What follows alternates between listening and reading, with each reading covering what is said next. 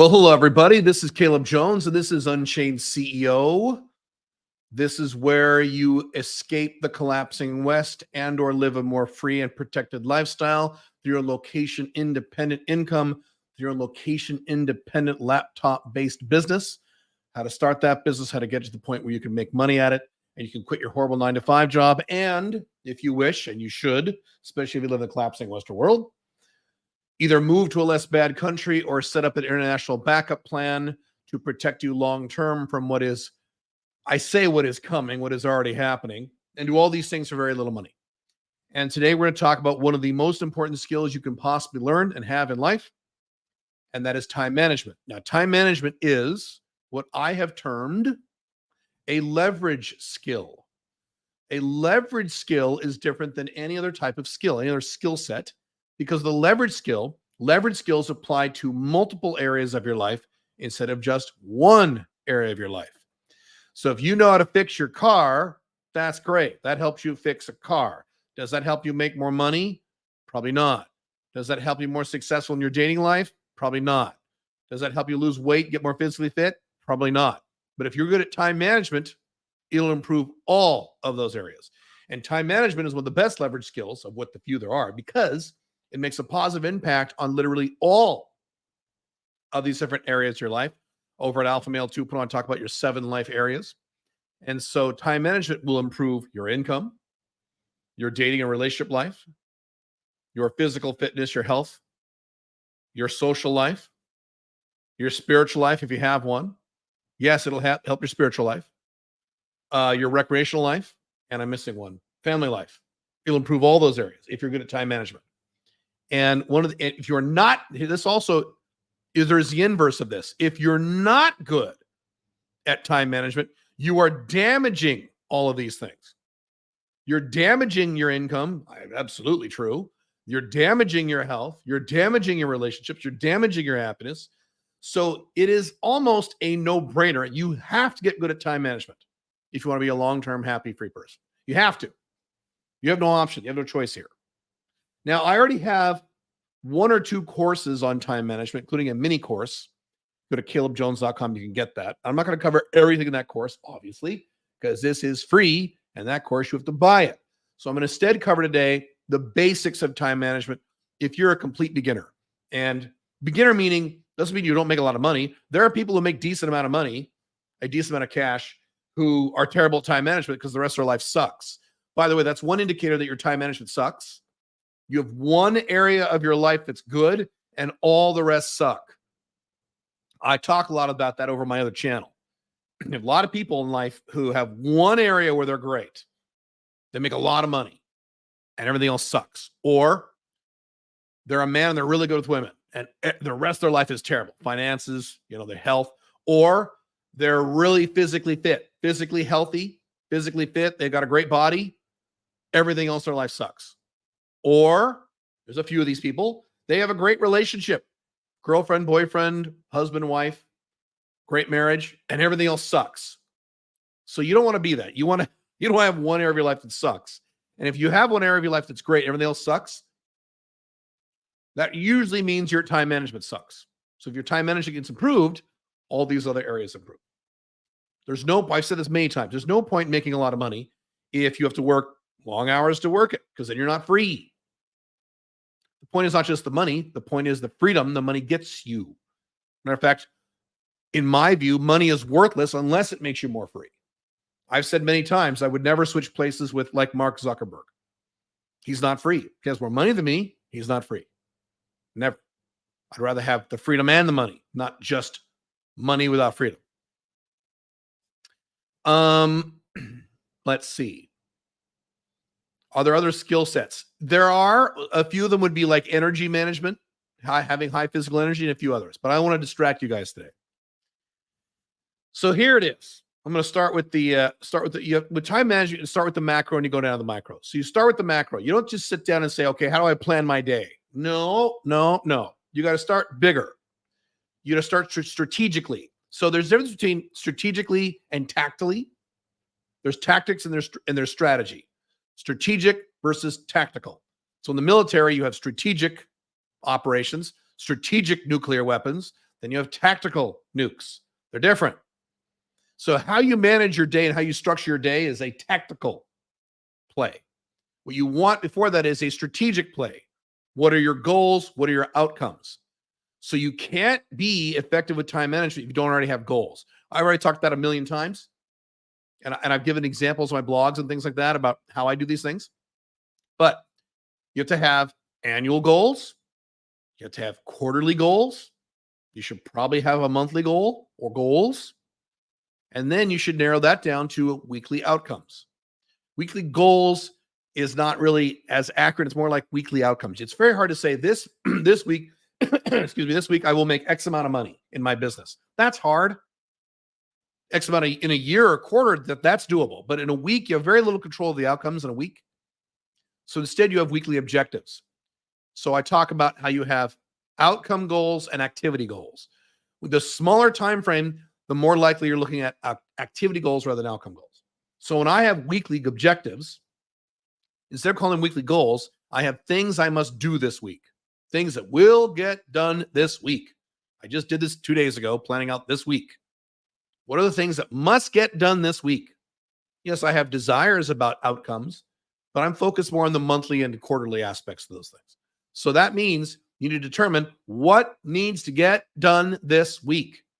Now, you can't determine that unless you have a good set of either monthly goals or quarterly goals. And that is derived from probably annual goals. So you got to start with the year before you tackle the day. You don't just sit down and tackle the day. If you just sit down and tackle the day without being strategic about this, you're just going to be in firefighting mode. Stephen Covey talked about this, 30 years ago, 40 years ago in the 7 Habits of Highly Effective People. If you just sit down and what do I got to get done today? You're going to deal with emergencies and shit that's happening that day.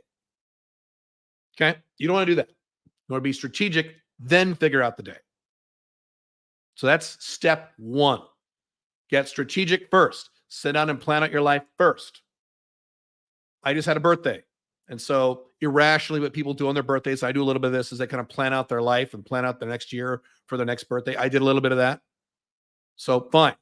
But I've already planned out my entire life in great detail because that's just what I do. I'm not going to get detail about this live stream because I already wrote a blog post about that. You go to my blog and go look recently, where I don't look at a year. I stopped looking at years and now I look at 3-month quarters. And I don't call them quarters. I call them years. I call them 12-week years. There's a good book called The 12-Week Year. So that's what I focus on. I focus on 12-week years, 3-month-long years. And so when I plan my week, I pull up my 12-week plan for that year. So the first month of that year is now over. I got 2 more months in my quote year of what I need to get done and what goals I want to achieve by the end of that quote year. And so that tells me exactly what I need to focus on for the week. It's very easy to figure out what you have to do for the week when you have everything else, when you have objectives planned for the quarter, the month, the year, and so on. Make sense? Okay. That's the first thing.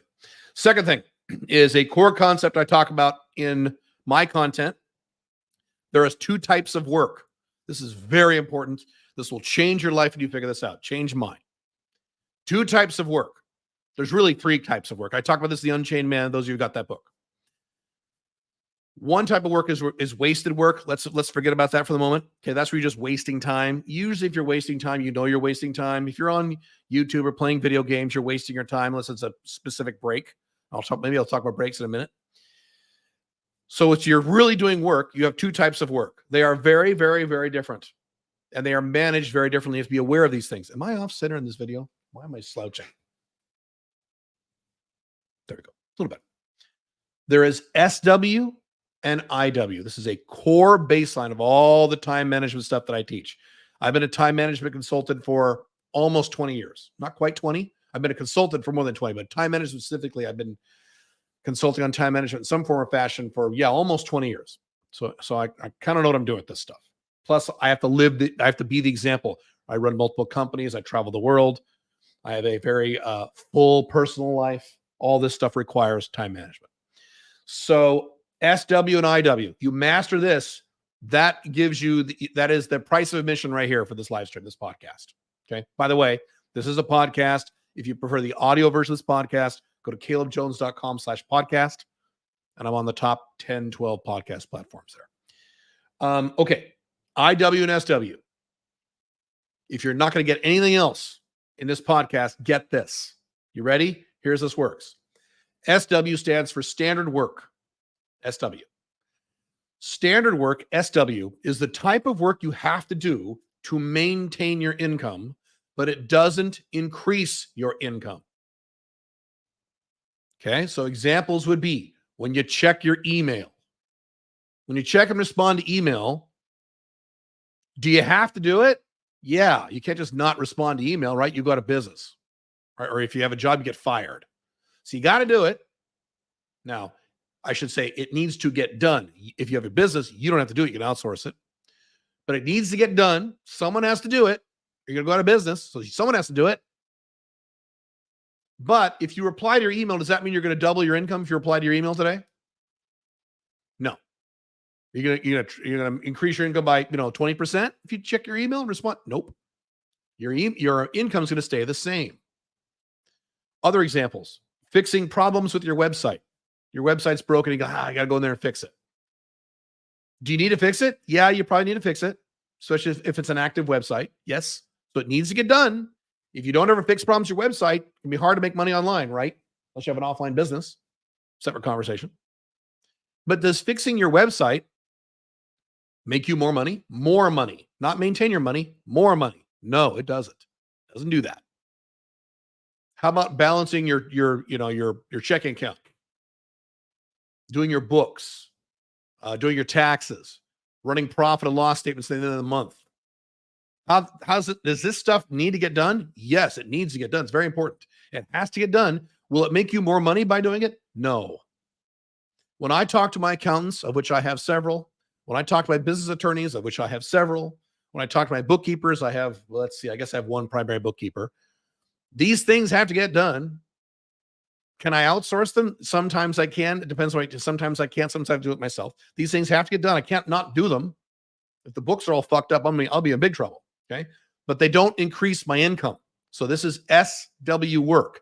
It has to get done, but it doesn't increase your income at all. And the number one reason why most human beings never make much more money than whatever income they hit around their mid-30s or so. As their 20s, their income goes up. But when they hit, usually their income plateaus somewhere in their 30s. They might make a little bit more money, like cost of raises, cost of living increases, and things like that. Both business owners and employees, both. They don't make much more money throughout the rest of their life. Why? Because they spend their entire lives doing nothing but SW work. 100% of the week is spent in SW, which is terrible.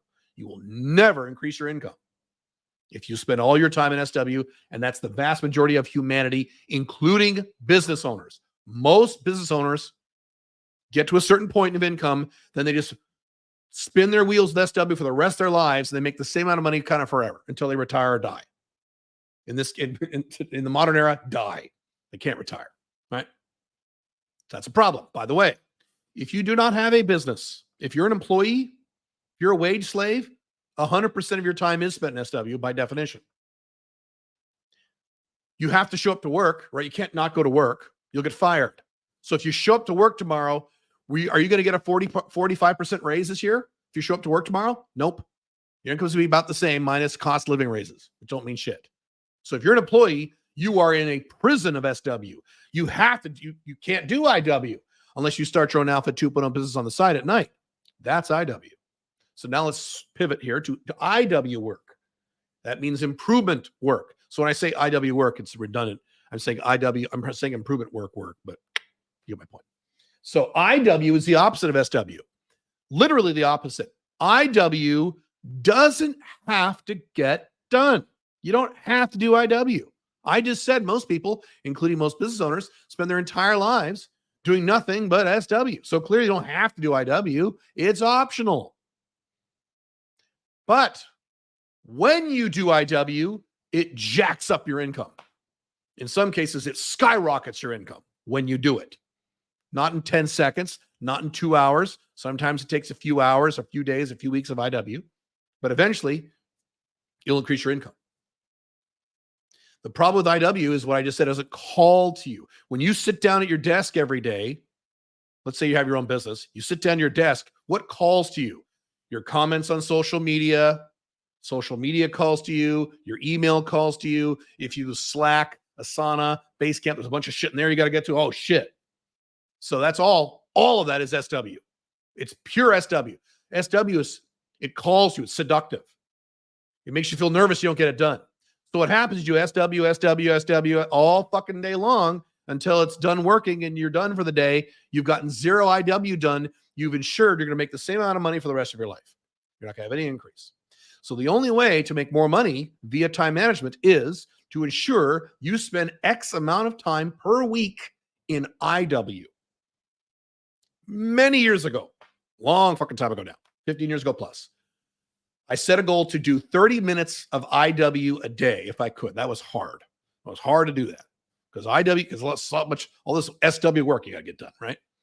So I did 30 minutes of IW, and then I wanted to grow IW a day. I think 5 days a week back then was my goal. So 5 days a week, 30 minutes of IW a day. And then I slowly jacked it up to, I think, 45 minutes and an hour.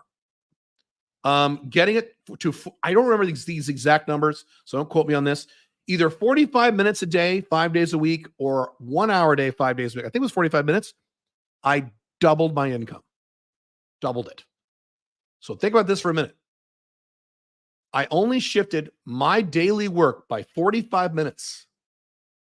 45 minutes a day, doubled my income. Now, since then, I have many X'd my income. Why? Because I make goddamn sure that every week I have X amount of hours spent in IW. Rarely is there an exception. Matter of fact, the biggest exception I've had in the last 15 years was last year when I had a bunch of problems and I had to spend a whole bunch of time in SW. It drove me insane. So I didn't have any big income gains last year. Actually, that's not true. I did, but indirectly, but that's topic for another time. So it is rare in my life I don't have some IW. I track my hours too. I track all my hours using an app called Toggle, Toggl. I don't have it in front of me. Actually, I could pull it up here. I think I have like 90 minutes logged of IW today. Let's see if that's right. Let's see here. How much IW do I have today? Yeah, 90 minutes of IW today. Yesterday, I had about like 2 hours. Let's see what I had yesterday. Expansion, 1 hour plus. So I run these reports. I'm not looking at a report. I'm just looking at. So I had 1 hour yesterday. Day before that, let's see, on Friday, I had like 3 hours of IW. It was awesome. Awesome. So guess what's going to happen to my income this year? It's going to go way up because I'm blowing my brains out with IW. Just recently, again, if you read my blogs, I handed a whole bunch of SW work off to my operations manager. So now, as of this week, literally as of this week, so I did all this, made this transition last week, like last Wednesday. Yeah. This week, starting now, I'm going to get a lot more IW done, which means I'm going to make a lot more money. Well, Caleb, what are the examples of IW? So there's only a few ways you can do IW. Number one is marketing. Now, when I say market, I mean new marketing. So for example, let's say you start running ads on YouTube to sell your thing for your business. Okay. You start running ads. Every minute you spend setting all that shit up, recording the videos, doing the A/B split testing, setting up the account, but that's all pure IW. It's awesome. Now, let's say you have a more mature business like I have, and you've been running YouTube ads for 3 years. Let's say you spend, a friend of mine just talked to the other day. He spent $250,000 on YouTube ads last month. He usually spends about $100,000. Now he's up to $250,000. Let's say you spend $20,000 a month on YouTube ads. Okay, I'll just give you a random number. But you've been doing that for 5 years. So next month you're going to spend, this month you spent $20,000. Next month you're going to spend $20,000. Is that IW? No. That's SW. So IW, over time, the same task becomes SW because now that's just a part of your business. Now, let's say instead of running the ads on autopilot, you sit down and you really analyze your funnel and you start tweaking stuff. You start A/B split testing a video, a different hook.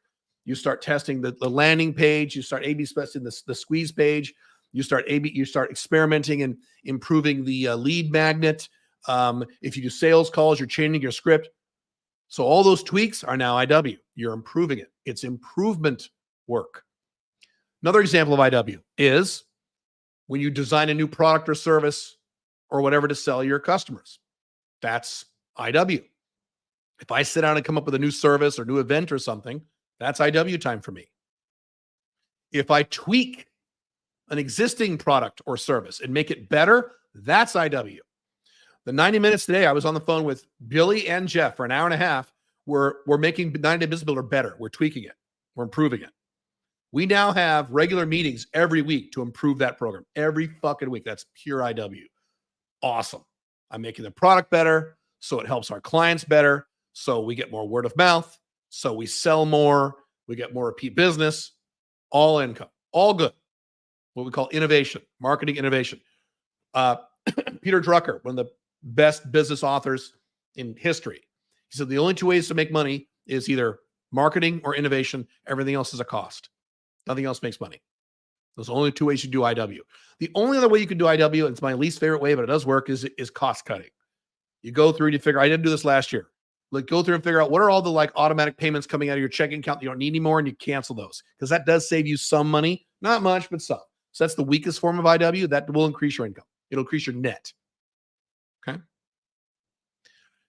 If you start your own business, if you're currently an employee right now and you start your own business, here's the beauty of starting your own business. 100% of your time starting a new business is all IW.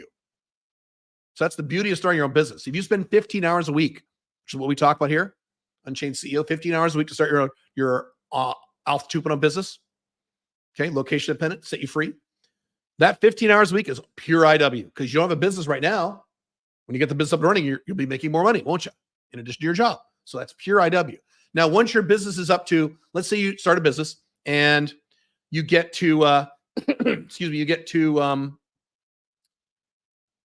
$0 to $5,000 a month.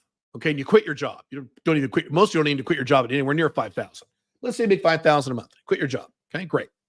So now you got a business that makes 5,000 a month and you just keep doing your business. Is that IW? No.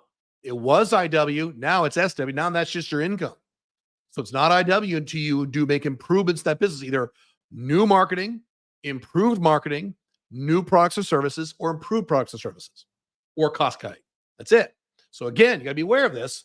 And this, I didn't learn this until relatively recently in my life. I had SW and IW nailed, but I didn't realize in many respects, in all respects, it hit me one day and I went, oh my God, holy shit.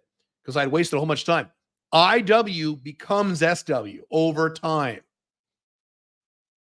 Like I used to do, we still do, we do launches, we do product launches and product promos all the time. So I started doing those. That was IW. Years later, I was still doing them, but I was still classifying my time for product promos as IW because it was marketing, but it wasn't. It was SW. It was stuff I've been doing for years. I went, oh, fuck, I've been misallocating my time. So now I'm careful. I know that any IW I do eventually becomes SW, which means, guess what? I have to keep adding new IW if I want to keep growing.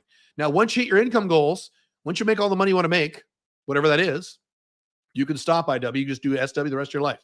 That's one model. That would be the Tim Ferriss 4-hour work week. The Tim Ferriss 4-hour work week is you get to your income level.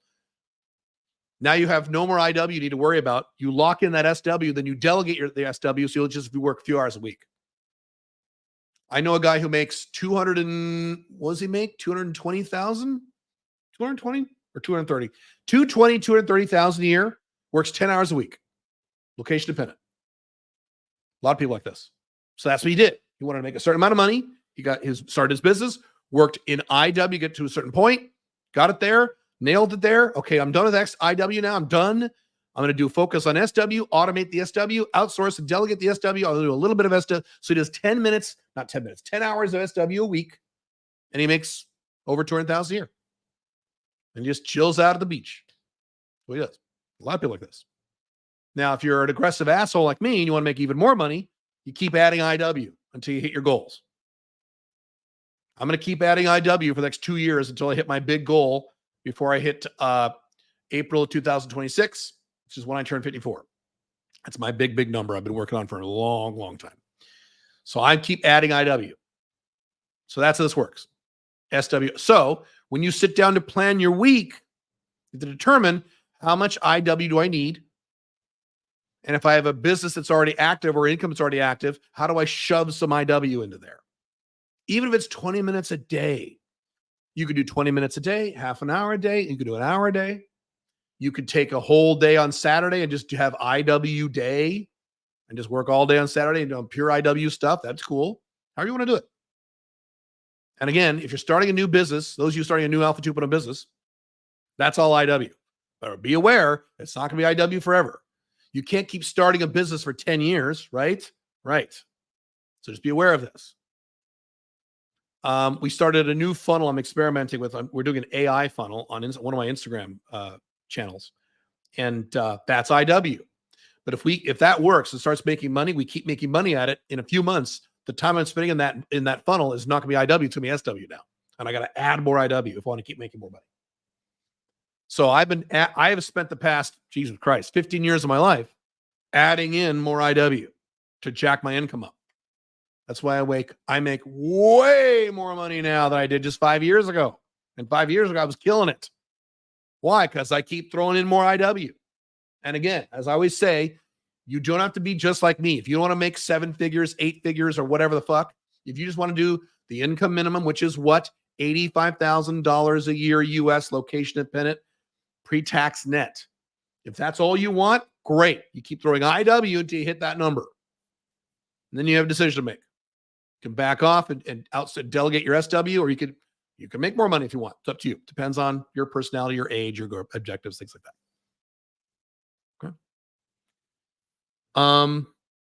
If you get that, change your life. SW, IW, SW. I'm always thinking IW, need more IW, more IW, more. If you don't think that, you're going to spend your time doing SW all day long, and you'll blink, and 6 months have gone by. You've done no IW because there's all this SW work that needs to be done. Anytime someone needs you to do something in your business, a customer or someone on your team, the vast majority of the time, that's SW. That's not IW. Vast majority of the time. Even if it feels like it's IW. For example, this week, the new CalebJones.com website goes up. I am very happy. That's the entire Unchained CEO blog, which used to be called the Caleb Jones blog. It's beautiful. And finally, I get rid of my ugly temporary blogs I'm using the past few months, put those in. So I've been working on that. The team's been working on it. I've been working on it.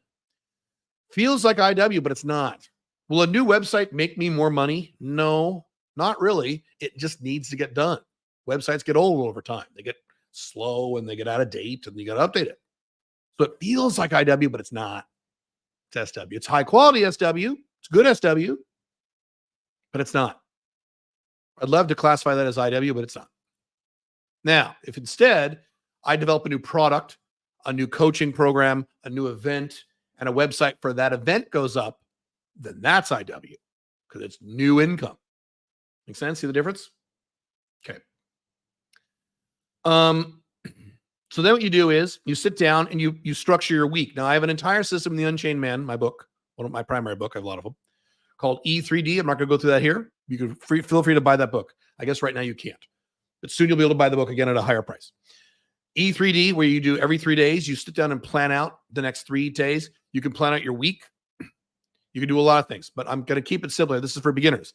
You sit down and you plan out the next 7 days or the next 3 or 4 or 5 days. You plan it out. That doesn't mean you just put things in your calendar. What are you going to work on? What are the objectives for the week? What are the things you have to get done by the end of the week? And you block off time to work on those things.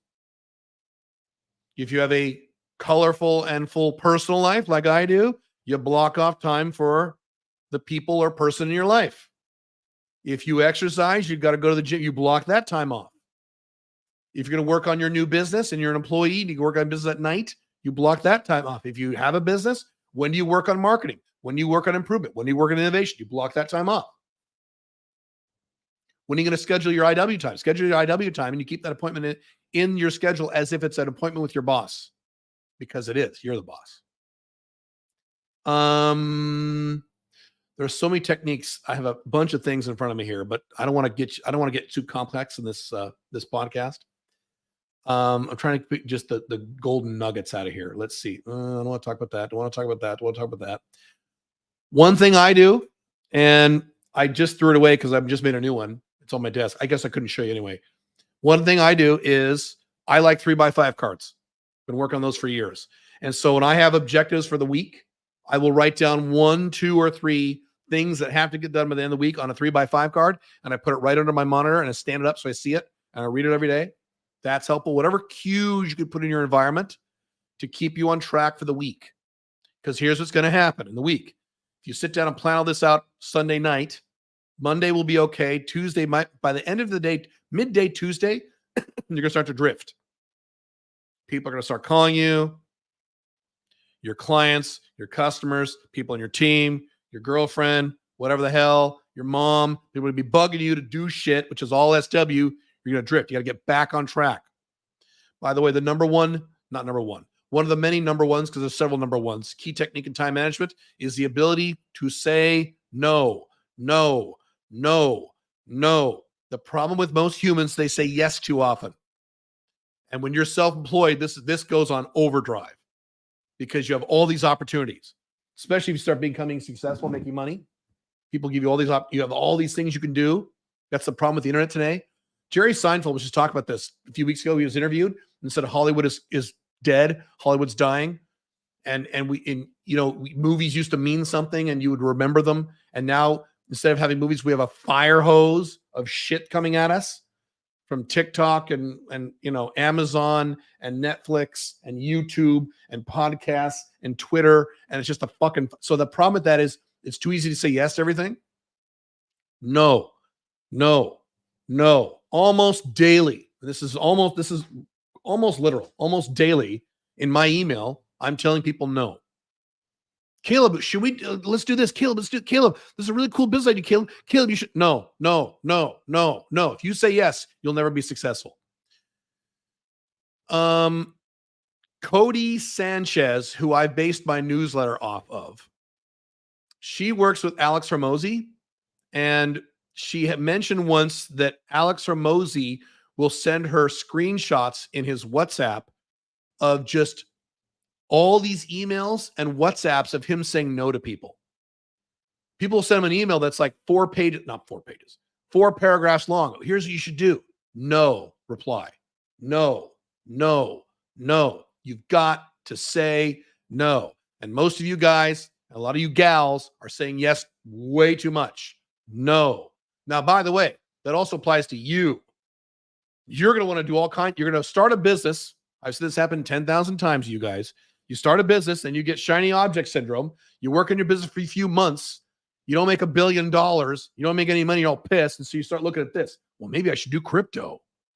And you go over here and you start a new business. You're like, well, maybe I should be a coach on this. And you go over here. You're not saying no. You have to say, no, I'm going to stick with this until I get results.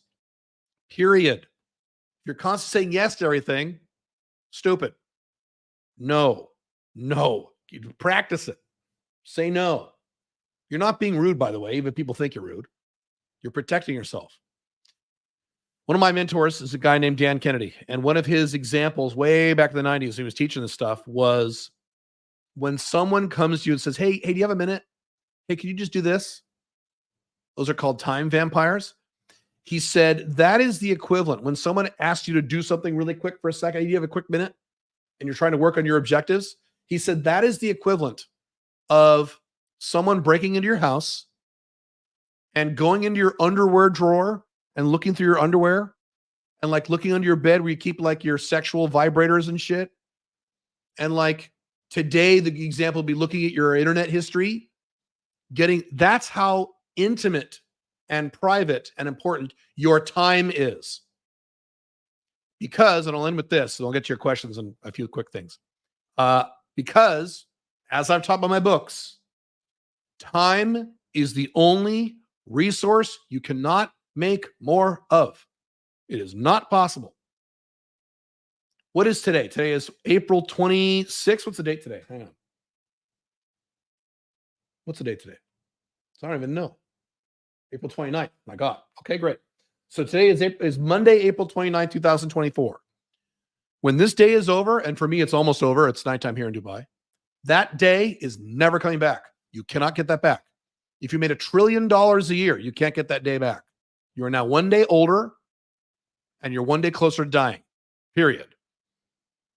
So if you waste an hour of my time, I can't get that hour back. That's why I'm so aggressive with you guys, like in the chat and the comments about asking me stupid questions.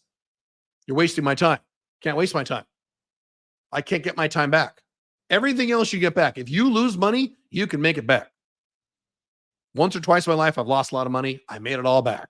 I've talked about this in my books. If you get divorced, you can find a new wife. That's what everyone else does. Okay. If your girlfriend breaks up with you, you can get a new girlfriend. You can. People don't like saying that, but it's true. Right? If you gain weight, get fat, you can lose the weight. It's hard, but you can do it. It's possible. Right? If you have a longtime friend and the friend turns into an asshole and you got to get rid of him, you can always go make another friend. Well, Caleb, it's hard. I didn't say it's difficult. Difficult or easy is a separate topic. The point is you can. Everything is replaceable. One of my very first podcasts in my other content, literally, I think it was the second podcast I ever did back in 2011, way back then, was called, should I say it? Okay, it's a dating thing. It's called She's Replaceable. Something men forget when they date a woman. And women never forget when they date men. Okay. You can replace everything.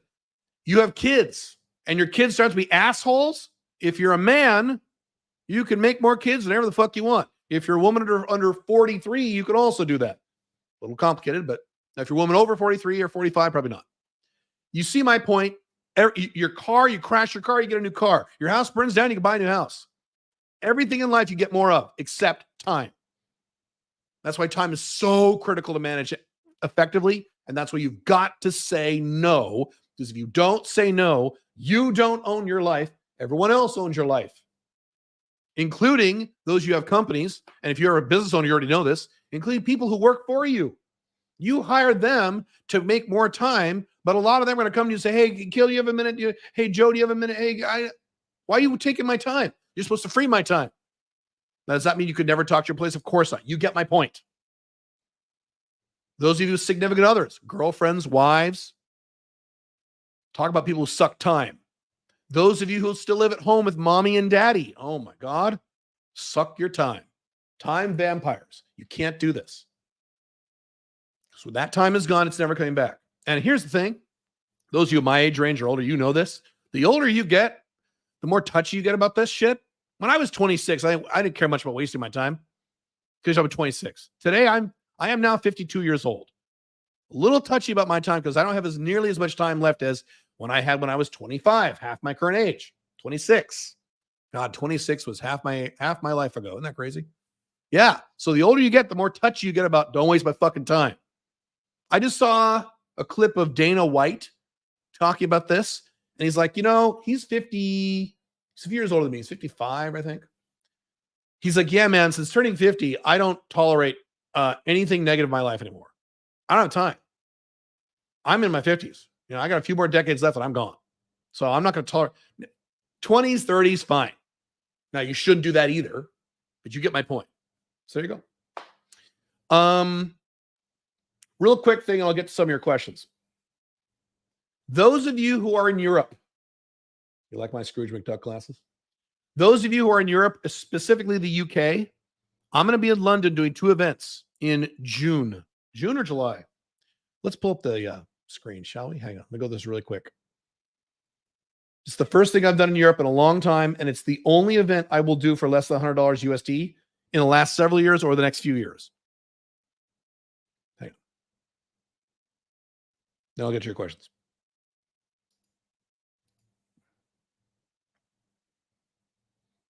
Let's see if I can do this right.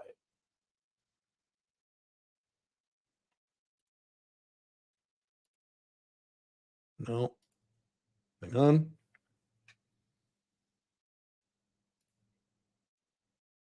Hang on.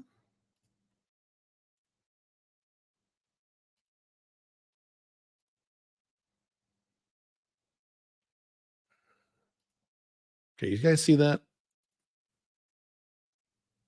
Okay. Here are the dates. London, I'll be there June 8th and 9th. So there's 2 events. That's why it's called a double event. The first event is a meet and greet and a seminar. Alpha 2.0 business model updated for 2024. I'm going to go through the entire thing. The updated model, because this changes every few years. 5 flags internationalizing your life. We're going to discuss that. We'll go for about 3 or 4 hours. Optional, only if requested by the audience. I will talk about dating and relationship topics updated for 2024 if it is requested by the audience. $87 US. My events are usually thousands of dollars, or at least $1,000. $87. London, England. Boom. So there you go. That will be June 8th, London, in a central location. The next day, June 9th, I have a mastermind. Now, if you don't know what that is where I max it out to 5 people. So the seminar, many people can show up as we can fill in the room. Okay. June 9th, the way it works is I have 5 people, max 5. You're either in a hotel room with me or something like that privately. And the 5 of us I go into deep dive in every person in that room. All day consulting, all day one-on-one coaching with each of you, both in the group. And we just kind of do a hot box. We pick one person, we go into his or her life, then the next person. We do that all day from 10 a.m. to 6 p.m. at night, or it's 5 p.m. And then we all go to dinner. So that's a Sunday. So those of you who have jobs.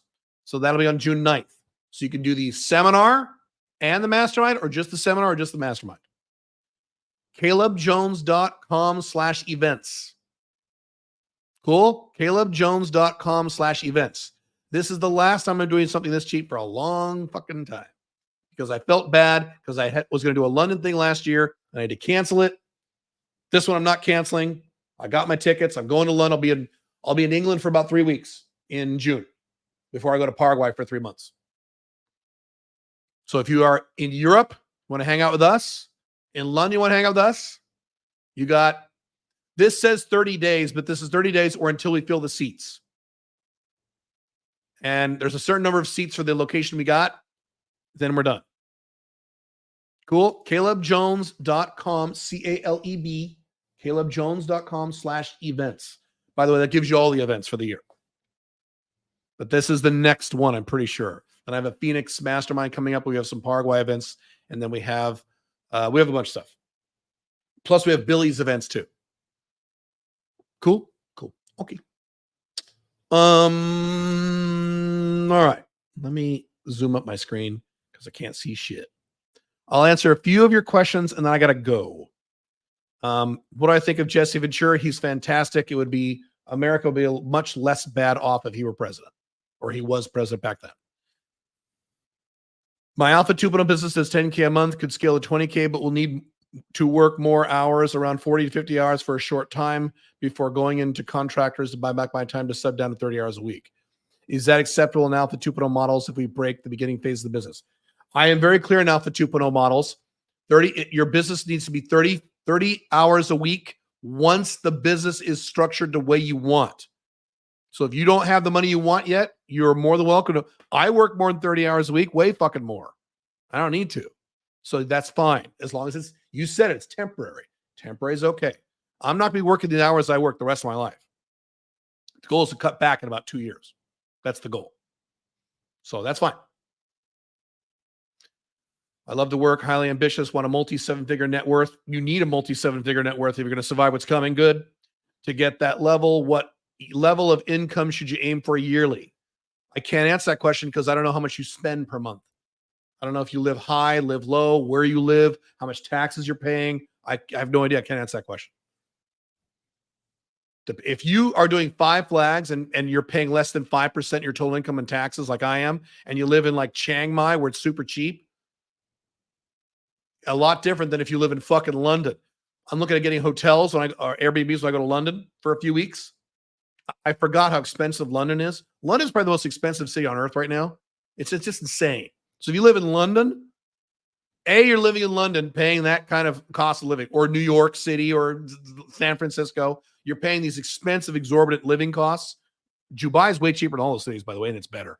Anyway, and then you're living in the collapsing West. So you're paying 40, 50% on your income in taxes. You'll need to make a hell of a lot more money to get that 7 figures after tax. So, how do you optimize eating healthy and work out so it doesn't take much time? Do you have a personal chef and PFs around and have a home gym set respectively?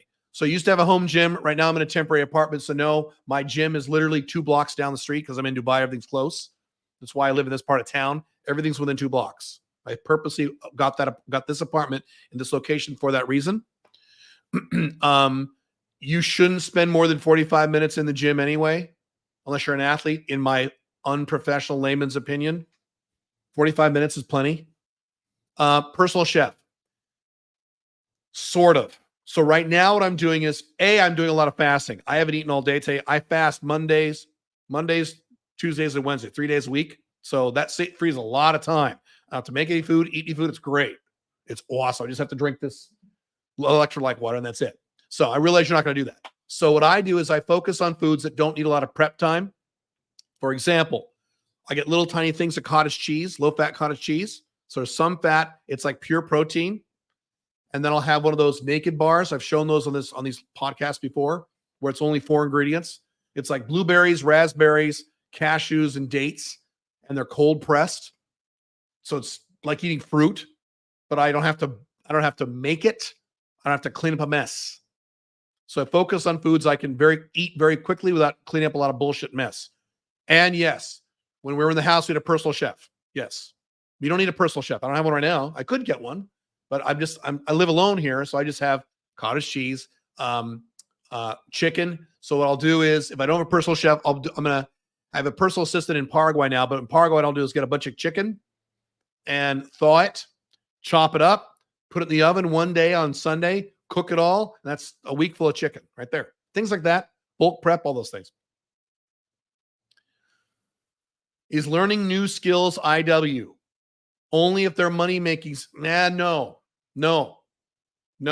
That's research time. Research time is not IW. No. Reading a book on how to build your own business, that's not IW. Will that make you rich? Will that increase your income if you read a book? No. So if you go to college and learn a skill, will that give you more money? No, you got to go do it. Then that becomes IW. So no, learning, reading, none of that is IW. That's all pure SW. Got my first SMMA meeting tomorrow. Is 10 cold calls a day enough? That's a matter of opinion. In my opinion, 10 cold calls a day is nowhere near enough. You should do 50. Unless you have a full-time job. I don't know your scenario. What can you do if you can't pay someone to do your SW? You do it. How do you think I get started? We all get started. We all start from zero, dude. If you do it yourself. Do you have ways of delegating tasks without paying an arm and a leg? Yes. Have your loved ones do it. In one of my first companies, I had my sister come in and do work for me for free because she was just being a sweetheart. People you date, that's dangerous, but you could do that. Give them little tasks to do. You can do interns, but not if you're brand new. If you're intern, no one wants to work with you. If you're new, nobody wants to be your intern. So that's not going to work. And then Upwork.com. Very cheap. Get very cheap labor on there. But now, when you're doing it yourself, you write down and make SOPs, procedures on how to do it. Do this, do this, do this, do this. Then as soon as you hire someone, you just hand them the SOP and say, do this. You have to train them. It's awesome. I do real estate and I have problems hiring decent contractors to do my work. They're flaky and unreliable. How to deal with this? You should have 3 of them. So when you hire someone for a job, you hire 2 people for the job. And you pay the second person a little cash, just a little bit, just to stay on hot standby. If it's a mission critical thing like this, I do this all the time. So you hire 2. One to do the job, and the second one that's ready to go in case this guy's an idiot. That's what you do. You look good with glasses. Pink Firefly loves it when I wear these. She loves it when I wear glasses. Especially if I do this and look at her like an old man. She's like, oh my God, can you wear glasses all the time? She loves, so, yeah. I'm a sexy beast. What can I say? Does becoming a consultant mean you're strictly starting an SW business? There's no such thing as an SW or IW business. SW or IW is a type of time, not a type of business. So the question makes no sense. You said for consulting, helping business with sales is a good niche if you don't have time to find out the specific problem. Correct. However, you have to make sure the niche wants more customers. A lot of niches don't. Not everyone wants more customers or clients. Most people do, but some people don't. So provided they want more business, yes. On average, how many calls, touch points does it take to get a client? That is too general a question. It depends on what you're selling, the price point of what you're selling. If it's B2C, if you need multiple gatekeepers, there's no way to answer that question. It depends what you're selling. Do you recommend real network? Hang on. What is going on here? Do you recommend real network meetings? Like where you pitch your business for a group and have breakfast and go do business first by getting to know them. I don't recommend them or not recommend them. It depends on your personality, what you're selling. I don't do business that way, but I'm an introvert and I don't give a shit about small talk. That's not my thing. Can you make a lot of money by networking this way? Yes. There are more extroverted business owners who do that and they kill it. Yeah. There's a book, really good book called Never Eat Alone. So every time you go out to lunch, invite someone to lunch and make a business contact. Great idea. Okay. I don't go out to eat. I eat at home and I get back to work. So, but yes, is it a good idea or not? Depends on, are you an extrovert or introvert? I would start there. I don't like person-to-person networking. I don't like it. I've tried it for years. It's not my thing. I'm much better at other things, but you might be good at it. Yeah. Are there any podcasts, documentaries you watch recreationally and can recommend? I listen randomly to business podcasts, like the one called Your First Million. Listen to that. What else? I don't know most of their names. They just pop up on my YouTube thing. No, I mostly do audiobooks. I get more value from those, but I do pay attention to podcasts. Yeah, there's a few of them. Business podcasts, technology podcasts. Yeah. Every once in a while, a Joe Rogan podcast, but it's kind of hit or miss for that kind of stuff. You know, I stay away from political content. That'll just make you mad for no reason. So stay away from the political shit. Hang on.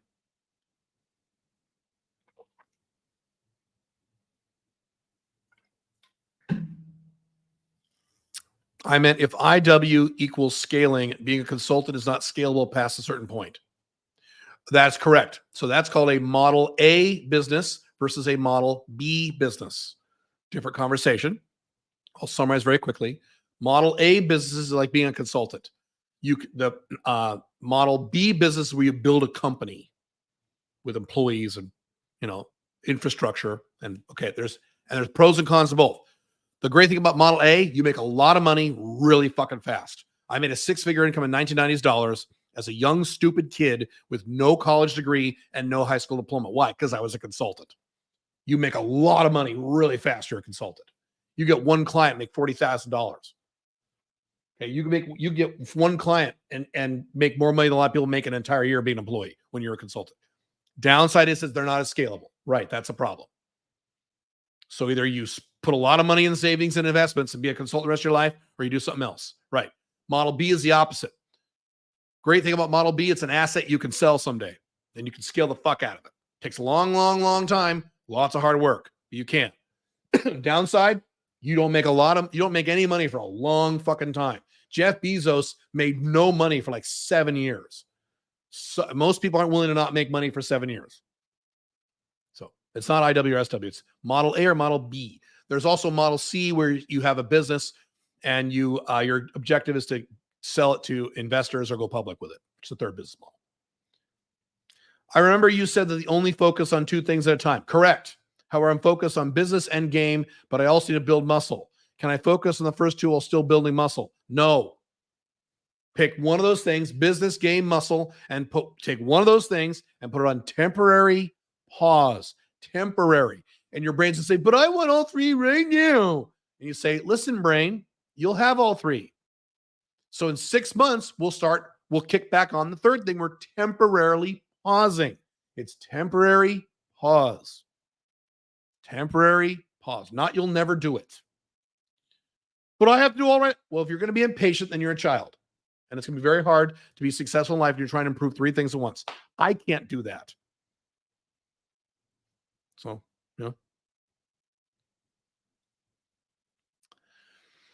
I live in Tokyo, Japan, earn in USD and spend in yen. My lifestyle is low 40K a year. I am netting 120K optimizing for 250K outsourcing my SW. Are you still doing one-on-one coaching? Yes. Go to store.calebjones.com and click the top link. It's expensive. My minimum price is $5,000. Yes, I do. I think I have 1 or 2 slots available. Yes, I do one-on-one coaching for the time being.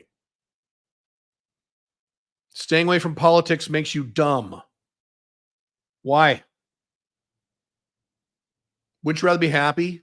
Wouldn't you rather be happy and make a lot of money, live a great life, and not be 100% aware of the minutia of what Donald Trump said yesterday?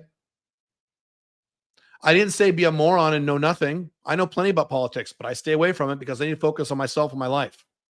What is the advantage of sticking up with politics and being into politics every day?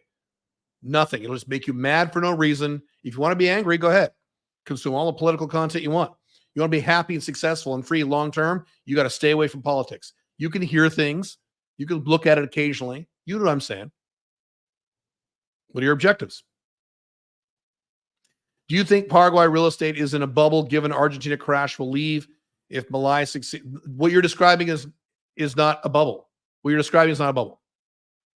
2-bedroom condos near Paseo La Galleria approaching 300K. Yeah, but that's near the Galleria, dude. That's not Paraguay. Paraguay is not the Galleria. That is a little teeny tiny neighborhood in a city of one of the 2 cities they have. You're looking at the most expensive neighborhood in the entire country. Well, of course, that's going to go up in price. Yeah. So, and what you're describing is if Malay does this and that, then this might happen. That's not a bubble.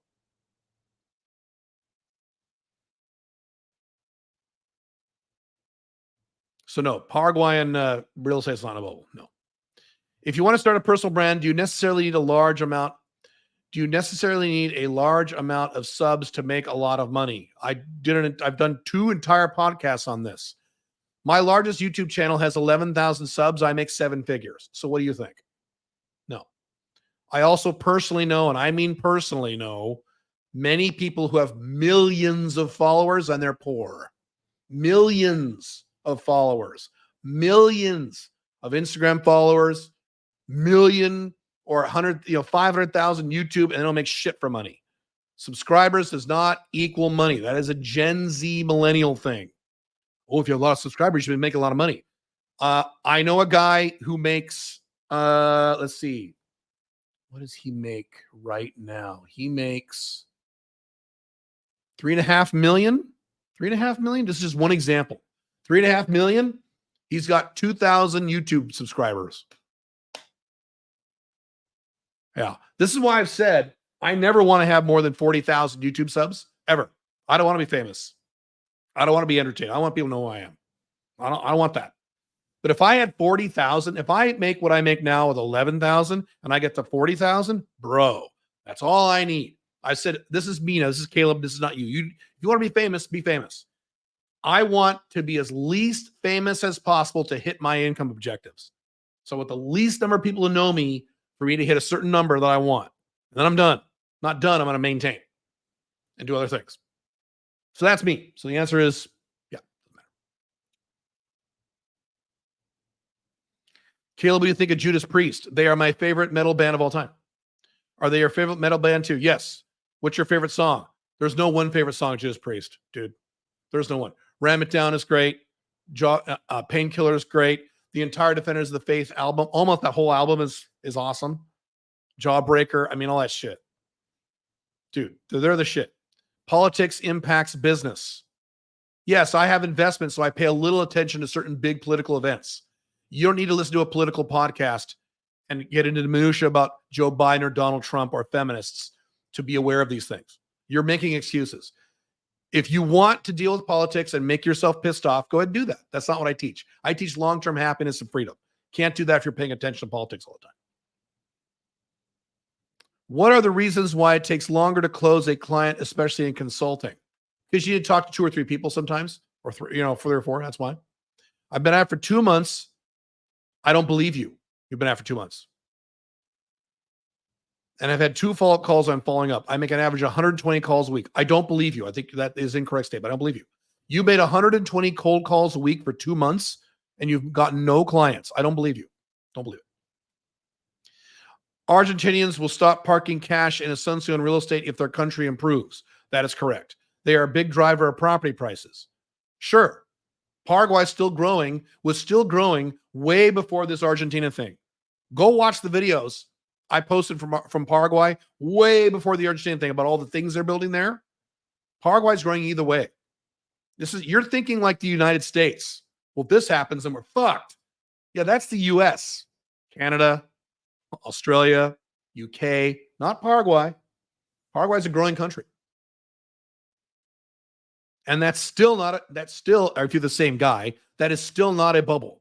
Not definition of bubble. On your social media, do you pitch your lead magnet or your flagship product? On what you should do is your lead magnet. That's what you should do is your lead magnet. If you're mature, you can do whatever you want. If you're a mature business like I do, I can do either one. And I do either one. You should you should promote your lead magnet. Being in Japan, I could get citizenship, but we'll lose Australian citizenship. I think you've asked this before, or someone else did. You need to confirm that is true. The vast majority of countries who say we don't allow you to have a second citizenship, don't enforce it, never look it up, and don't care and can't. So I would double check that. They don't allow dual citizenship and enforce it.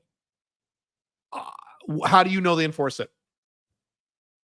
I think you're not full of shit. I think you're making excuses. There has been many thousands of cases, hundreds of cases where people had dual citizenship and Australia literally went to their house and threw them in jail and took their second passport. Really? I don't believe that. But okay. Japan is less bad than Australia, safer, hotter, more chicks. Your thoughts? I think you've asked this question more than once. Please don't do that again. Please don't ask this question to me ever again. Japan is way better than Australia, even though Japan is still collapsing. Japan is collapsing, but if you're an expat in Japan, that doesn't apply to you as much. I would way rather live in Japan than Australia. Yes. And you don't need a passport to live somewhere. Don't forget that too. I saw a video of Gen Xers in high school in 1988. That is exactly when I went to high school. America looks like a foreign country when you watch those old videos. Everyone is so happy. You know, you're exactly right. I have seen some old videos from the 80s, and I just smile because I remember it. Yes, all the teenagers are happy. Here was my experience. When I moved out of the collapsing USA in 2021, I took a few days. I did this ritual where I visited all of my childhood locations to say goodbye to them, to just emotionally get closure and say, I'm cutting off the United States for the rest of my life, which I did. And I'm happy I did. Thank God. Thank God. But I wanted to say goodbye. So I went to my middle school, my little Catholic middle school in Lake Oswego, Oregon. And I would visit the school. I went on the playground on a weekend, and I just looked around like, oh, I used to swing on swings down there, and I used to hang out with so-and-so over there. And then I went to my high school, Westland High School in Westland, Oregon. And I went inside the high school, and it was not a school day. And you know what I noticed? First thing you see when you walk into a modern day high school is all this stuff on the walls about two things: politics and mental health. And I was like, when I went to this high school in the 80s, there was nothing political anywhere. And all over the walls, like, if you feel sad, we don't want you to feel sad. Call this number. If you feel stressed out, your mental health is important. If you're bullied, then make sure you call this and report the bully hotline. If you're this, and mental health and pictures of happy people, and oh my God. I'm like, what the fuck is this? Jesus Christ. Thank God I'm leaving this collapsing society. My goodness. Yeah, we were happy in the 80s. What have I said 10,000 times? Gen X, my generation, is the last generation in the Western world who enjoyed their childhoods and adolescence. We're the last one. I am so lucky. I am so lucky to be able to have existed and was raised in that generation, in that society. In the 1980s, the United States was amazing. It wasn't perfect, but it was awesome. It was so good. The last generation to enjoy. I didn't have a great childhood, and I was very happy. I didn't have a great childhood. We were poor. I mean, I was still great. My adolescence, I wasn't, I didn't have a great adolescence when I was in high school. I wasn't popular in that stuff. I didn't lose my virginity until after high school. But I had a great time. Yeah. It's very sad. Wondering why for the website for this brand is your first and last name instead of your brand name. No particular reason. If you go to calebjones.com, it'll say Unchained CEO for the new website. No particular reason. I'm part of the brand. I'm wedded to the brand. It also is a holdover for when I was doing a lot more corporate work and consulting, and people knew me as Caleb Jones. So my current audience is a combination of my business audience and my dating audience and my social media. It's a conglomeration of several different audiences. So it just makes more sense to say Caleb Jones because everybody who knows me on all my other brands knows my name by now. So that's why. Best price quality platform for hosting webinars. Closed webinars would be, well, there's some debate about that. I use Webinar Jam. Apparently the new one is GoToWebinar. That's better. So GoToWebinar, the ones who are really good at this stuff, who are way better at webinars than I am, and I'm pretty good. They use GoToWebinar, but it's not as user-friendly as Webinar Jam. Thoughts on RFK Jr.? He is the modern-day version of Bernie Sanders. A lot of left-wingers are going to get very excited. Some right-wingers are going to get very excited, and he will not win and be taken off the chessboard. It won't matter. Just like everything I said in 2016 about Bernie Sanders applies to JFK. A lot of good points. Left-wing socialist. People very excited. None of it's going to matter. What did I just say about politics? It's just all a waste of time. Same thing. RFK Jr. is the left-wing version of Vivek Ramaswamy. All you guys who just a few months ago, Caleb, Vivek Ramaswamy, Caleb. I said, it won't matter. He won't win, and he'll be gone. And I was right. So what's the best way to organize your work for the day, SW or IW first? Good question. So it depends on you. There's no right or wrong way to do this. So what some people do is they do their like 1 hour of IW first thing in the morning, you get out of the way, and then they go into SW. What I generally do is the opposite. I do my SW bullshit, whatever I have to do, even if it's 20 minutes. I do that first to get it out of the way. Kind of like when you work out first thing in the morning, just to get it out of the fucking way. That's how I view my SW. I go in and I get my SW out of the way, and then I do my IW. And then sometimes I go back and forth. Like, no, I think I want to do IW first. So there's no right or wrong way to do it. Experiment with different ways on how you work based on if you're a morning person, afternoon person, night person. You know, when do you have the most willpower? When you don't? Everyone's different. So you decide. What should be course corrected? I don't understand your question. Hormozi preaches not releasing a product until it's the most perfect possible. What, in 2 years? Where do you draw the line? Okay, I've said this many times. Alex Hormozi is awesome, but 95% of what he teaches does not apply to you if you don't own a business. If you are a brand new business owner or you don't have a business, you should not pay attention very much to Alex Hormozi. Not that he's wrong. He's right, and he's awesome. But I've said this 10,000 times. Alex Hormozi's content is for people like me, not people like you if you don't have a business. You shouldn't be worried about this. How long should I focus on my product before I sell it, my new company? You really think I'm going to advise you as a new business? You're going to start your new Alpha 2.0 business? You think I'm going to advise you to wait a year and perfect your product for a year before you sell? Of course not. It's insanity. Now, me, different story. I have a mature business. Alex Hormozi is a dream come true for people like me. Brand new business owners, not so much. A lot of what he says doesn't apply. A lot of what he says does. A lot of it doesn't.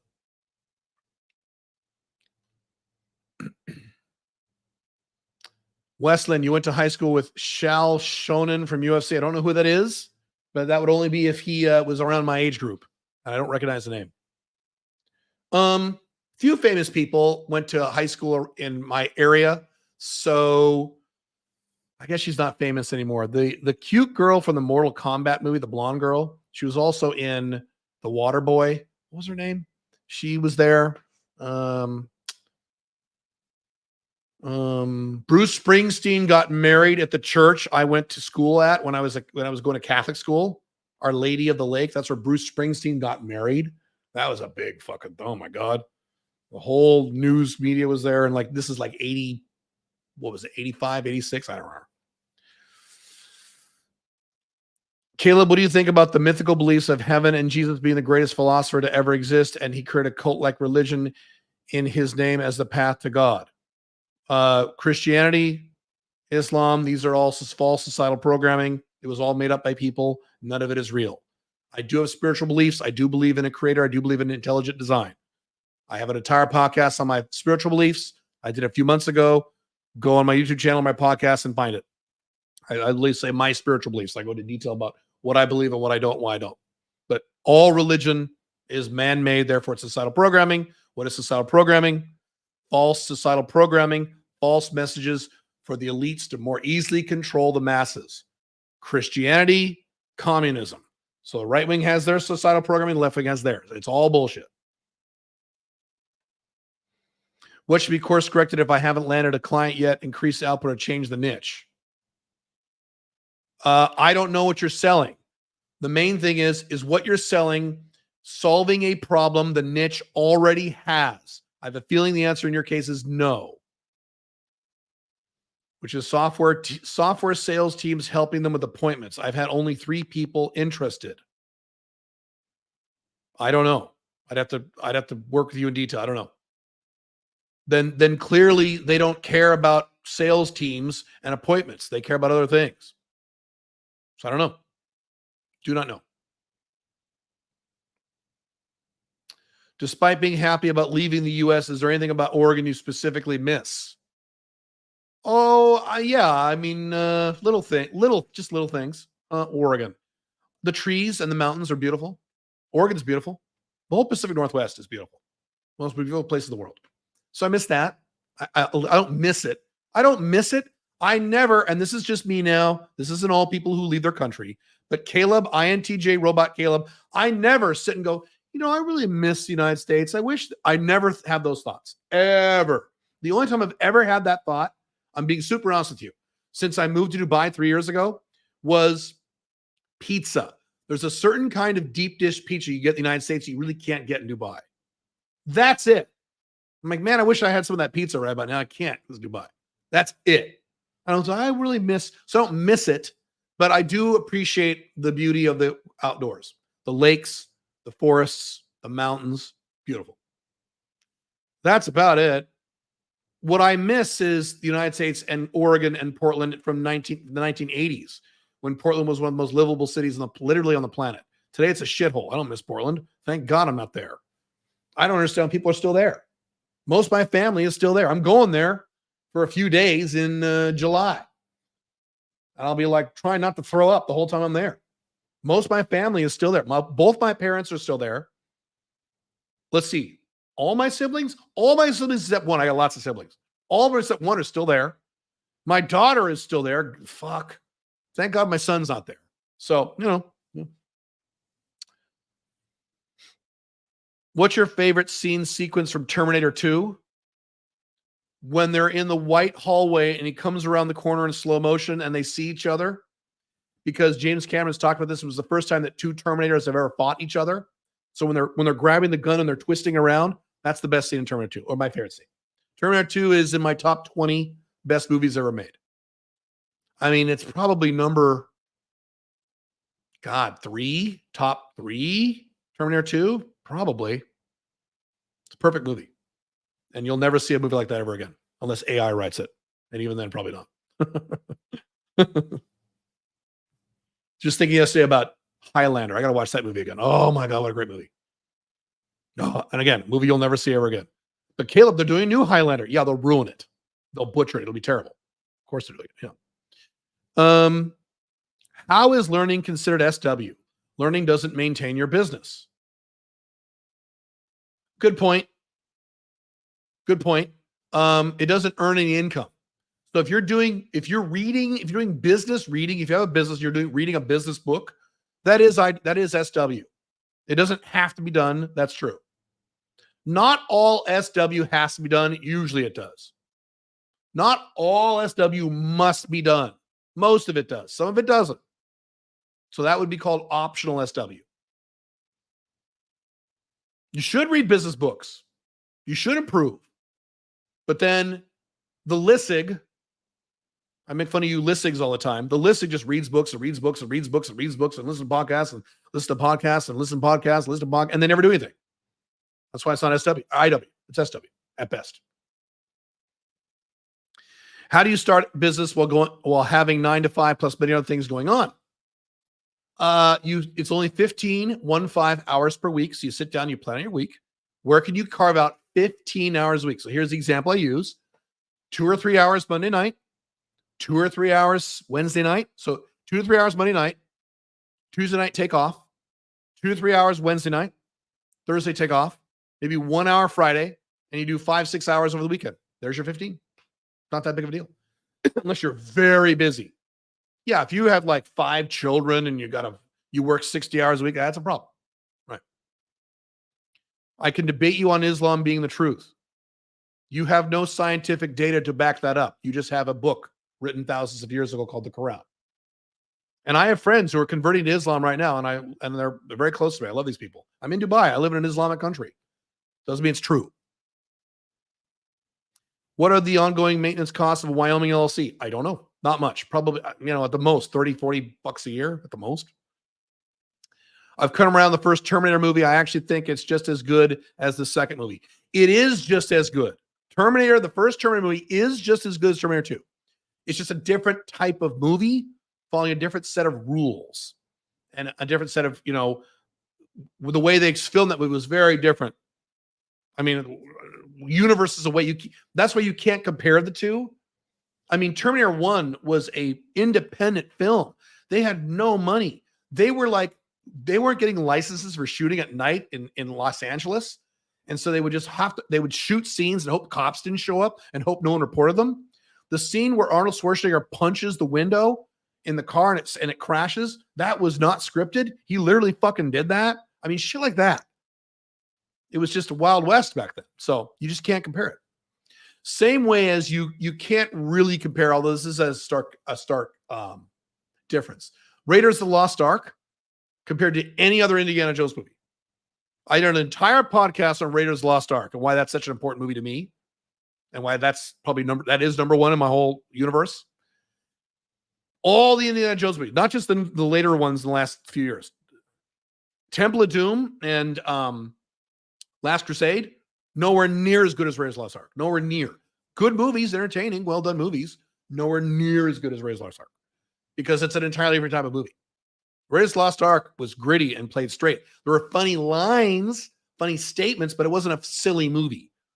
Whereas fucking Temple of Doom and, Last Crusade, both good movies, not saying they're bad movies. Nowhere near it, Raiders of the Lost Ark. And I thought that back when I was 12, 13 years old in the 80s, watch those movies. I was so excited. I saw Raiders of the Lost Ark in the movie. I've already said this on the podcast 5 times. And in the movie theater. Okay. And so I was so fucking pumped to see Temple of Doom. I couldn't wait. God damn it. And I'm in the theater and then they start with a dance number. I'm like, what the hell? Okay. And then the woman in the movie is way overacting. And if you're 12, 13 years old and you can tell an actor's overacting, you're way overacting. I'm like, what the fuck is this? Okay. Then they fall off an airplane and they have a raft and the raft lands on the mountain and they're fine. I'm like, what? And then later they have this huge drawn out scene of all these people in a castle eating monkeys' brains and sucking on worms. And I'm like, what the fuck is this? So Temple of Doom, Last Crusade, King of the Crystal Skull, and that other piece of shit, which I didn't watch. Those are all goofy movies. They're goofy. They're goofy, silly. The first 2 are good, but they're good. Raiders of the Lost Ark's not goofy and not silly. It's played straight. Masterpiece. So. When you sell your Bitcoin, well, I have 2 separate answers to that question. My first answer, what I've been doing is when it peaks out at a certain point, I have a formula. Some of it's a formula, some of it's guesswork. And I sell 90% of it and take my profit. My second answer is I've recently changed my mind about Bitcoin. I'm not talking about this publicly because people are going to misinterpret what I say. I know the internet works. And I'm becoming a Bitcoin maximalist and a never sell Bitcoin person. Doesn't mean I won't ever sell it, but I'm in that zone. I don't think I'm going to sell it. I don't think I want to sell it. I think I want to buy a lot more. Do you think Trump trying to overturn the election should disqualify him from being president again? You need to define that specifically.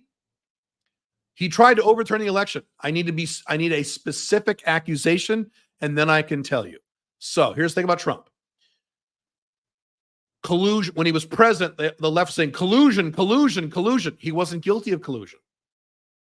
And the right said, no, he's not guilty. And Trump would say, go on Twitter, no collusion. Yeah, technically he's right. There was a collusion. However, he was guilty of obstruction of justice. When he ordered Comey to not investigate him, that's blatantly illegal. He should have been arrested. So just because he's not guilty of one thing doesn't mean he's not guilty of something else. Biden too. Biden should be in jail. Hillary should be in jail. Obama should be in jail. Bush should be in jail. Clinton should be in jail. They should all be in jail, including Trump, but not for the things you think. This goes all the way back to the 90s with Bill Clinton. He lied about sex under oath. Okay, yeah, he did. You go to jail for that stuff? No. What he should have been punished for is giving nuclear technology to the Chinese. That's treason. Should have gone right to prison for that. Did you ever hear about that in the 90s? No. You heard about Monica Lewinsky and blowjobs. Same thing with Trump and same, So if you're going to say he tried to overturn an election by doing what specifically? What did he do specifically? So a lot of the left-wingers will say, when he that phone call he made, try to find me votes, try to find me 12,000 votes. Oh my God, that's not illegal. Now, if he ordered someone to take a bunch of votes and light them on fire, then he goes to fucking prison. He didn't do that, I don't think. But he is guilty of the crimes. He's also guilty of, violating the emoluments clause. While he was president, in 1 year, he made like $72 million from foreigners. You can't fucking do that when you're president. And Trump supporters don't care because they've all lost their minds. But that doesn't mean left-wingers are right. Left-wingers are just as insane, if not worse. Best Harrison Ford movie besides the Indiana Jones Star Wars franchise. That's tough. Blade Runner is so the next question after that is, are you a fan of the first Blade Runner movie? Yes, I'm a fan, but it's hard for me to appreciate that movie because the character is such an asshole, which was very confusing when I was a kid. I was so excited to see, oh my God, Harrison Ford in a sci-fi movie. It's going to be like Star Wars. And I sat there ready, and it's Blade Runner, where he's depressed and he's angry the whole time and he's an a-hole. He's a horrible character. Best Harrison Ford part besides, it's not Tom Clancy. It's not those movies. It's not Mosquito Coast. I have to think about that. I don't know. That's a really good question. I'd have to really sit down and think about that. Damn, that's a hard one. I don't know. I have to think about that. It's a very good question. You stumped me, and I'm usually not stumped.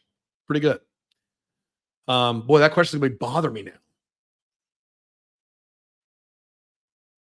You know what a really good Harrison Ford movie is Presumed Innocent. Great movie. Again, one of those movies they can't make anymore. The South Americans do a good job to put their ex-presidents where they belong, in jail, specifically Peru. Correct. They do. You're right. Now, the problem with that is that sometimes they'll do coups, which I don't like either. But yes. Did you watch the Putin Tucker Carlson interview? Thoughts? Yes, I did. I did a whole thing on that. You should listen to one of my old podcasts. Yes, I did a whole 10-minute thing on that. The podcast of that week. Just go back and find that podcast. I talked about that. Yeah, I did. Civil War is pretty good. What do you think? I don't watch movies anymore because they're terrible. With rare exception, I watch movies. The only movie I've watched is Dune 2, which was good. And that was a rare exception to the rule. Movies are awful. I've heard a lot of negative things about Civil War. I've heard a lot of negative. That it drags on and it's boring and it doesn't explain anything and it purposely avoids politics, which doesn't make any sense. Why would California and Texas ally with each other? So I've heard a lot of negatives about that. So I don't know. I'm not going to watch it. It sucks. Maybe it's not horrible, but it's not good. The Fugitive. Yeah. See, The Fugitive was, I had that in my head. The Fugitive was awesome. The Fugitive was fucking awesome. The Fugitive was fucking awesome. Is it the best one? Maybe. I don't know. That's a tough one, man. Oppenheimer. I have not watched Oppenheimer, but I'm going to on the plane. I'm saving that for the plane. So what I do for these movies and TV shows that people say, Caleb, you should check it out, and it doesn't look horrible, I get them all on my laptop, and when I'm on the plane for 15 hours several times, which will happen in the next few weeks, starting in June, I'll be flying a lot, that's when I catch up on all my movies and TV shows. I will watch Shogun. I have a whole list. If you want to know my list, I'll pull it up really quick. And then I got to go. Yeah, I got to go in a few minutes here. I'll pull up my list of the stuff I'm going to watch on the plane, movies and TV shows. Hang on. Making a list. Making a list, checking it twice. Okay. Why is this not? Hang on a moment. There we go. Okay. Where's my plane list? Where is it? Where's my list? Oh, here it is. Okay. Gonna watch some business stuff. Oppenheimer, Shogun, Three Body Problem, Roadhouse, maybe. Monkey Man, I'll watch that on the plane. What else here? Gen V, Extraction 2. Then if I get through all those and I want to watch more, if I still need more, I will look at the TV show called Devs and the Fallout TV show, which I don't have high hopes for. Something called Leo. What's that? I don't know what Leo is. And then some horror stuff like The Fall of House Usher, which I haven't seen. I don't know if I'll get to those. So that's what I'm looking at. Yeah. We'll see. Roadhouse wasn't good. Yeah, I know. I'm probably not going to fuck with that. Movies suck now. Hollywood lost their ability to make movies around 2017. That's why I stopped watching movies. Go read my blog on the article I did in late 2007. I said I give up. I'm not watching movies anymore. They're shit. Unless your standards have way dropped. And that's what a lot of people's standards have done. They've just dropped their standards. So something average comes out. They think it's great. So what happened with like Joker. It's great. No, it just doesn't suck. And The Mandalorian, first season, it's fine. People say, oh, it's great. It saved Star Wars. Did it? I said, no, it's not. I was right. So, yeah. All right. A few more questions. I got to go. But then you have to watch Barbie. I already watched Barbie because I have a wife who is Barbie. And so it was one of the rare times I broke my rules. She wanted to see it for Valentine's Day. I talked about it on my other channel. I am married to Barbie, and she wanted to see Barbie, and she fucking loved it. But she's not, my wife isn't political. She doesn't care about that stuff. It just goes over her head. She doesn't care. Where I'm watching that thing, and the first thing in Barbie is, you know, money isn't speech. I'm like, oh God, here we go. Fuck. And then as I talk about my books and on these podcasts, Barbie made over $1 billion, the 12th highest grossing movie of all time. So get woke, go broke is no longer true. Sorry. Hypothetically, how would you live as a man How would you live as an Alpha 2.0 but modified for a man in the 1950s without an option of a location-dependent business with more expectations of marriage? Well, that would not be a Alpha 2.0 at all. If you're living 1950s, you don't have a location-dependent business, and you're traditionally monogamously married, you're not Alpha 2.0 at all. What did players do in the 50s? They were guys who had wives who cheated, like, you know, Frank Sinatra type guys. They would get a wife and they would just go on the road and cheat like dogs. That's what they did in the 50s. I mean, even guys who didn't go on the road. I've talked about this. See, you can't do this anymore because these guys are all dead. But if you talk to old men who are like in their 90s, like 10 years ago, the greatest generation, World War II, they're all dead now, unless they're 100 years old, I guess. People would say, well, back then marriage worked. Marriage worked. And then, I'm getting off topic. I can't talk about marriage on this channel. I'll talk about it on the other channel Wednesday. T2 was the shit. But my all-time favorite action movie is the first Matrix. Yeah, the Matrix ranks. Matrix is up there in the top 20 movies, top 15 probably. Yep. Had mystery, martial arts, philosophy, ground-based CGI, combined with me. Yep. Yes. Matrix, the first one only. Yes. And Matrix Reloaded has one of the best action scenes I've ever seen. But the movie is not very good. But the action scenes, that scene in the chateau, and then the whole car chase, truck chase, that's amazing. So I will watch just that 13-minute segment. I won't watch the rest of the movie. Matrix, Fight Club. Fight Club is great, not my top 10. Pulp Fiction, great, not my top 10. Movies died after the 90s. Correct. Not quite the 90s. It was more like 2004-ish, but you're right. I rewatched, I think I mentioned this. I watched Pulp Fiction last year on the plane or something. And I'm like, my God, and I've seen Pulp Fiction a bunch of it. I'd forgotten. And I'm watching Pulp Fiction. I'm like, God damn, this movie is good. I went, that's right. This is how movies used to be. Before the collapse of the culture, movies used to be amazing like this. That is an amazing fucking movie.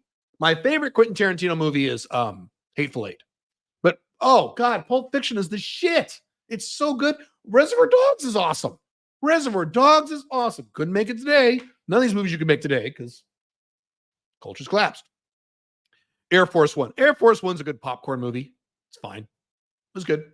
Air Force One is fun. Get off my plane. Air Force One was made because Hollywood loved Bill Clinton. So if you watch carefully in the 90s, so if you watch movies in the 90s where there's a president, he's always this amazing guy, good-looking, amazing guy, because Hollywood worshipped Bill Clinton. Then you watch movies in the 2000s when Bush was president, and the president's always an asshole because Hollywood hates Bush because he was left and right. Why do you like Hateful Eight? Drags forever. Not in my opinion. Hateful Eight is riveting, and I have the extended version. I am riveted every moment. I like dialogue. I like dialogue and characters. I love it. I love the Hateful Eight. Oh my God, I worship it. All right. I'll do one or two more questions. I got to go. Cool. We've been here an hour and a half. Yeah. Caleb, what do you think about the yin-yang philosophy? I think it is generally accurate, but not 100% for everything. I prefer Taoism. That's what I prefer. I would far prefer Taoism or something like that than the yin-yang. But yin-yang, I don't like it when it's taken too literally. So my dad is into that. My dad's a psychologist. And so he's into, in order to be happy, you've got to embrace your dark side and embrace your negative. You can't just say there's no negative. You have to embrace your negative and experience the negative, and then you experience the positive. And if you read chapter 2 of my book, you realize that's not true. So to me, it's more about Taoism. If you want to do something Asian and awesome, Taoism. And I don't know much about Zen. I've done a research on Zen Buddhism. Buddhism is has some good, a lot of bullshit, just like Christianity and Islam, and Django Unchained, fantastic. Reservoir Dogs, Hateful Eight, Kill Bill. Kill Bill is my least favorite by Quentin Tarantino, but it's still amazing. And I had a huge crush on her for the first Kill Bill movie. I'm sitting there watching like she is so hot, and she's too tall. I don't like tall girls, but she was so hot. She was so pretty in that movie, and she doesn't have big tits. She's not my kind of woman, but I remember going, she is so pretty. Uma. Now she's got a cute daughter who looks like how she looked.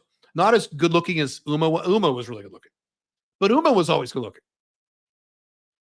Once Upon a Time in Hollywood. Okay, I'll answer that and I got to go. Once Upon a Time in Hollywood is a fantastic movie, but it was not made for me. It was made for Bill Burr. It was made for guys who are about 8 years older than me. That's their Valentine movie. I'll tell you what my Valentine movies are. I have 2 of them. So that movie was not made for me, so I can't appreciate it. And most of you are younger than me, so you won't be able to appreciate that movie to the degree if you grew up in the 70s. I grew up in the 80s, so I recognize a lot of that stuff, but that's not when I grew up. I'm an 80s kid, so I'm in the Kevin Smith generation. And who's the guy that made Family Guy? What's his name? MacFarlane. Something MacFarlane, not Todd MacFarlane. Seth MacFarlane. I'm in the same generation as Seth MacFarlane and Kevin Smith. All the stuff that Seth MacFarlane and Kevin Smith do are from the 80s, you'll notice. All the stuff that Quentin Tarantino does is from the 70s, because that's when he grew up. So I appreciate its artistry, that movie, but I don't just love it like someone like Bill Burr would just go, oh my God, the perfect movie. I remember that car. So I experienced that and I wrote blog articles about both these things. Season 1 of Stranger Things, season 1, and the book and the movie, mostly the book of Ready Player One. I'll summarize why, then I got to go. Both these were written for me. That was early 80s was my era. So season 1 of Stranger Things, the only really good season. The final season was very good. Season 4 was good. Season 1 was amazing. Season 1 of Stranger Things is about I'm going to get the math a little wrong, but I'm pretty sure I'm right about this. Was in 1980. Yeah, it was set in 1982, and it's an 11-year-old kid. It's about an 11-year-old kid in 1982. Guess who was an 11-year-old kid in 1982? Me. So I'm watching this movie, this TV show. And I'm literally, it's for me, it's like it was like a time machine. I'm like, holy shit, that's exactly what we did. We played Dungeons and Dragons. And then we would get on our bikes and talk on our walkie-talkies. And we went home, we had wood paneling on the walls like they did in that show. And then the girl goes to high school, she's got a trapper keeper. I'm like, I had holy shit, I had that trapper keeper. So that entire show was made for me. It was the closest, it was a surreal experience. Watch it. Then the second season, third got stupid. But the first season was like so weird for me in a nice way. The main kid in that show, what's his name now? He's in the It movies. His hairstyle was the same hairstyle I had. The shirt he wore, those shirts where you had these brown and red colorful horizontal lines on the shirt, mostly brown. I had those same fucking shirts. I look exactly like that kid did. One of these live streams, I'll pull up a picture I had when I was 10 years old. Shit, maybe I should do it now before I go. Should I do that? Okay, if I can find it in about 10 seconds, I'll pull up a picture of me in 1982. I look just like that fucking kid. See if I can find it fast. If I can't find it fast, then I'll just wrap this up. Let's see. I have it here somewhere because my mom, someone just said it to me. Photos of me. If not, I'll show you some other live stream. A picture of me when I was a kid in 1982. No, that's me in Pink Firefly. Okay. Let's family. Let's see. No, shit. Where did the photo go? Oh, I can't find it. I'll do it one of these days. Anyway, and then Ready Player One was written by, forgot his name. Written by a guy who was born in 1972. So he was raised in the 80s. Guess who was born in 1972? Me. So the Halliday character in Ready Player One, in the book and the movie, the old man who dies and wills, and he's the one who builds the Oasis and does all the 80s things. That character was born in 1972, just like me. So I'm reading Ready Player One, that book. I'm like, holy shit. The book is way better than the movie. And the book, and these little references to like the what was that Dungeons and Dragons module? Tomb of Horrors, and the skull and the skull outline in the forest. Now, the vast majority of humans don't know what that is. But if you were raised in the 80s, you're a man, American Gen X, you know exactly what that is. So all these little tiny hints. His password to get in not the Matrix. The Oasis is I am here for the Kodan Armada. Blah, blah, blah, blah, blah. That's what he says. That's from The Last Starfighter. All these little references. That movie was made for me. That book was written for me. So that's my, what did you ask about? Once Upon a Time in Hollywood. That was Once Upon a Time in Hollywood for me, 80s kid. Yeah. All right. The Ready Player One movie kind of sucked. Yes, it kind of sucked. It's like a Phantom Menace movie. It's just an entertaining, fun movie. It did kind of suck. Yeah. The book is fantastic. If you are my age, if you're a millennial, Gen Z, or baby boomer, and you read Ready Player One, you'd be like, okay, Just like when I saw Once Upon a Time in Hollywood, I'm like, okay, it's fine. Whereas the guy next to me was like 8 years older than me, raised like, this is the best fucking movie I've ever seen in my life. Just like my dad watches John Wayne movie. He thinks it's the greatest fucking thing you've ever seen. I watched a John Wayne movie. Like, that's fine. Okay. It's John Wayne. Okay, fine. It's a very generational thing. The Beatles with the baby boomers. You play Beatles music. Baby boomers go, yeah. You play Beatles for me. I'm like, okay, whatever. Where's my Judas Priest? Where's my Ozzy? This is stupid. Right? All right. Cool. All right. I will see you guys on calebjones.com/events. If you want to hang out with me in London next month.